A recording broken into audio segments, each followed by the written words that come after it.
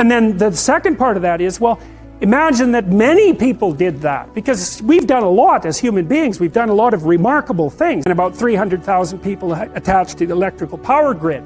We're lifting people out of poverty collectively at a faster rate that's ever occurred in the history of humankind by a huge margin. The UN had planned to have poverty between 2000 and 2050. But there's real promise in it, right? And it was accomplished by 2013. And that's a great thing. And we have no idea how fast we could multiply that if people got their act together and really aimed at it. You'd be, who knows how much more efficient? 10 times more efficient. That's the Pareto distribution. You have no idea how efficient people get. Well, and if we all got our act together collectively and stopped making things worse, because that's another thing people do all the time. Not only do they not do what they should to make things better, they actively attempt to make things worse because they're spiteful or resentful or arrogant or deceitful or homicidal or genocidal, or all of those things all bundled together in an absolutely pathological package.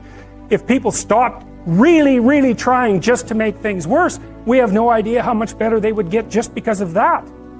So there's this weird dynamic that's part of the existential system of ideas between human vulnerability, social judgment, both of which are major causes of suffering, and the failure of individuals to adopt the responsibility that they know they should adopt.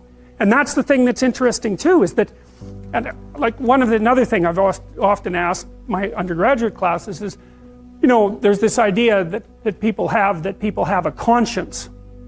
And you know what the conscience is. It's this feeling or voice you have in your head just before you do something that you know is stupid, telling you that probably you shouldn't do that stupid thing. You don't have to listen to it, strangely enough.